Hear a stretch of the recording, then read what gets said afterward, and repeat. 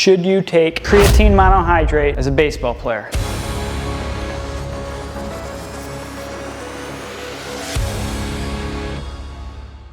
Hey guys, welcome back to Overhead Athletics. I'm Max Wardell, strength and conditioning coach and physical therapist.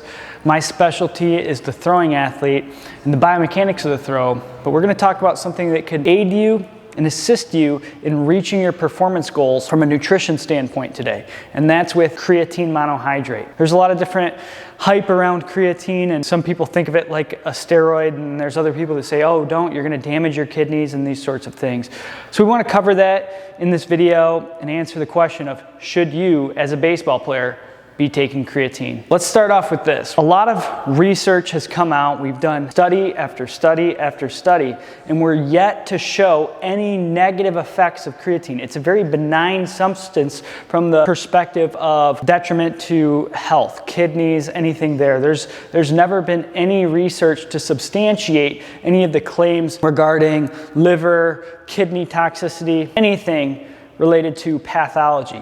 The only side effect that we've been able to identify in the scientific literature is some people get GI upset, particularly when they do a loading phase. And what that means is when people are trying to get as much creatine into their system as fast as possible by taking high doses in a relatively short period of time, say taking 10 to 20 grams for 7 days in a row when they first start a creatine monohydrate regimen, those people sometimes get some GI upset, some diarrhea, and those sorts of things. But besides those cases where people try to take high dosage of creatine, we're yet to see any negative effects of creatine on any health marker.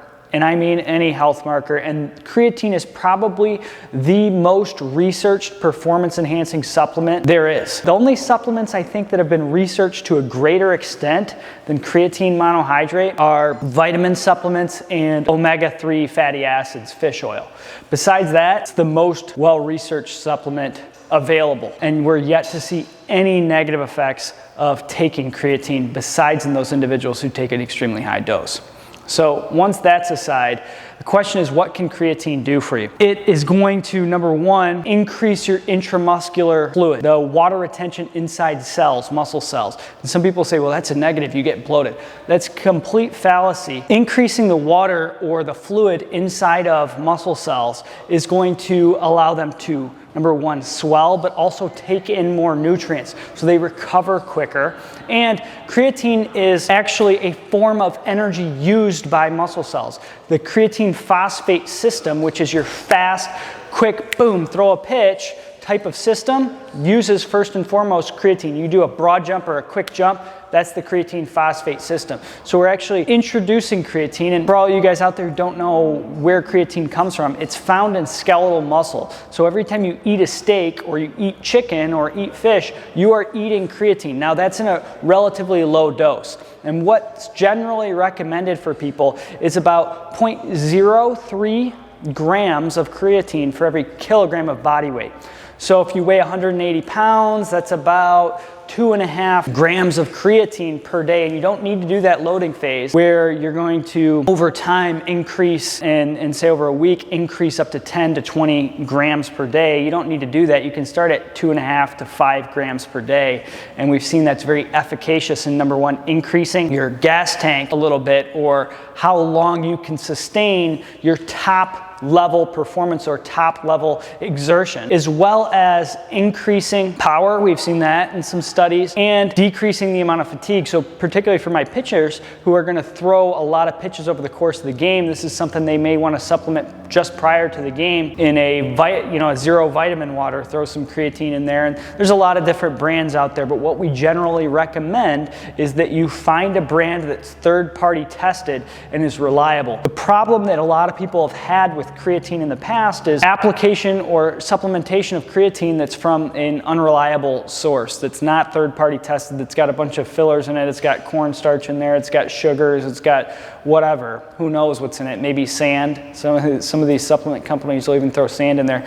But we've seen that creatine with our athletes is one of the most effective supplements to assist them in gaining weight, building and packing on muscle, because it allows them to work a little bit harder in their workout, but also recover a little bit quicker. So we've seen some great effects from using it from as far as a performance enhancement standpoint from training, but also in the short term, we've seen that when people get their creatine muscle storages up to a higher level, they have a little bit better endurance of that high intensity movement, as well as they have a little bit more power explosiveness once they get those creatine storages up. And that could take, around 20 to 30 days. And that's kind of how that idea of take a lot really quick, you can get your storages up quick. Yeah, you can, but you run the risk of having some GI upset and those sorts of things.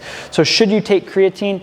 Yeah, there's no reason you shouldn't. There's even a lot of cognitive benefits, and there's been a ton of research on creatine monohydrate and cognition. And we've seen that because the brain uses creatine as an energy fuel source, we've seen a lot of different benefits from a cognitive perspective that I'm not going to go into in this video. But from a performance perspective, there's really no negative side effects of using the supplement, even in kids. And we've seen that. We've seen research in kids. Now, I'm not saying go out there and put your 7-year-old kid on creatine, but generally if you follow a good dosage of 3 to 5 grams per day, up to, if you're a really big guy, maybe up to 7 grams per day, and I'm talking a 250-pound guy. For most of our athletes, 3 to 5 grams is sufficient. Stick with the creatine monohydrate. The cheapest option out there. It's tried, true, tested. It's effective. And we're yet to see any research from any of these other ones, Crealkaline or those sorts of things, that show that it's beneficial for the average athlete any more so than creatine monohydrate. So should you be taking it? Yeah, it's kind of a no-brainer because there's, like I said, no negative effects of creatine. There's definitely some performance enhancement benefits and some recovery benefits that you might be missing out on if you're not taking it. So for as cheap as it is, 10 cents a day, why not?